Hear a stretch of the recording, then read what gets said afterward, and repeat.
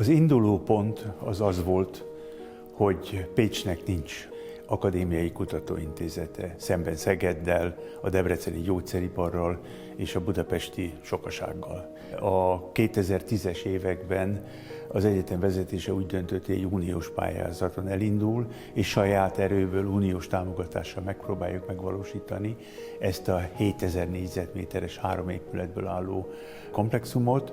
Én a kezdetek óta ott voltam, és nagyon nagy megtiszteltetés volt, amikor a rektor arra kért, hogy legyek ennek az intézetnek az első vezetője.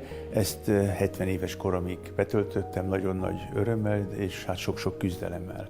Azt kell látni, hogy az egyetem ekkor már felismerte, néha még döcögősen, de felismerte, hogy egy bizonyos erőforrás koncentráció nélkül nem tud megjelenni az európai és a világ tudományos piacán. Kis laboratóriumok bármilyen jó kutatóval, bármilyen jó professzorral nem számítanak, nem látszanak ezen a pályán. Ezért gondoltuk ki ezt az úgynevezett zászlóshajó programot, és 20 munkacsoportnak ajánlottuk meg, hogy csatlakozzanak hozzánk. Ezek egy része azóta kicserélődött, méghozzá tudatosan. Ha egy mondatba akarom összefoglalni, a semmiből indultunk, és ma 10 évvel a megnyitás után azt gondolom, nincs olyan egyetemi ember, nincs olyan kutató, aki ne tudná Magyarországon a Szentágai János Kutatóközpontnak a nevét. A mostani feladat az új vezetésnek pedig az lesz, hogy ezt a világban is ugyanígy megismerjék. Óriási dolog, hogy a Pécsi Tudományegyetemen van nekünk egy Szentágottai János Kutatóközpontunk, az orvosbiológiai kutatásoknak a zászlós hajója, ami összefogja egy ernyőként tulajdonképpen 5 karnak a tudományos aktivitását, működését. Az elmúlt 10 évben nagyon sokat tanultunk, nagyon sok pozitív dolgot tudtunk letenni az asztalra, de számos olyan esemény is történt, amit nem abba az irányba szeretnénk folytatni. Úgyhogy ez azt gondolom, hogy az elmúlt 10 év ez sok tanulságot rejt.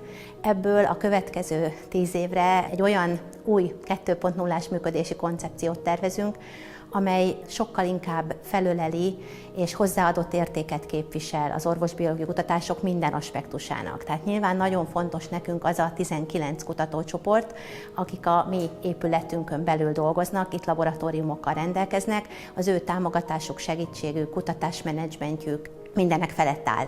De mindemellett az orvostudományi kar, a természettudományi kar, az egészségtudományi kar és a gyógyszerésztudományi kar, valamint a műszaki és informatika kutatóinak szeretnénk ennél többet is nyújtani. Tehát vannak társult tagjaink, akik a tudományos szakmai közösségünk részei, és a pályázati aktivitásukban, a korai innovációs folyamataik menedzselésében szeretnénk hathatós segítséget adni, valamint az elmúlt években nagyon sikeresen kidolgoztuk azt a Core Facility rendszert, tehát azt a központi laboratóriumrendszert, ami jelenleg 10 ilyen Core Facility-t jelent. Ennek kb. 2/3 az épületünkön belül, mások pedig a többi karon helyezkednek el. Szeretnénk egy átlátható, struktúrált, jól dokumentálható működési koncepciót nyújtani, amely a műszerpark maximális kihasználását jelenti, és a tudományos teljesítményben is a kiválóság további emelését, növelését. Ahogy ezt a stratégiánkban is megfogalmaztuk a következő 5 évre, mi szeretnénk nem csak a régió és Magyarország, hanem Közép-Kelet-Európa vezető kutatóintézményévé válni orvosbiológiai tudományterületeken. Jelenleg az országban azt gondolom, hogy ismert és elismerté váltunk, annak ellenére, hogy nem könnyű egy ilyen működési modellben, amire nincs több példa Magyarországon, hogy 100%-ban egyetemhez tartozó kutatóközpontként működünk. Szeretnénk ezt európai színvonalra emelni, sokkal több Európai Uniós pályázatokkal rendelkező kiváló kutatót, ERC pályázatokkal rendelkező kutatót kinevelni, illetve külföldről hazahozni, tehát az európai kiválósági színvonalra jutni.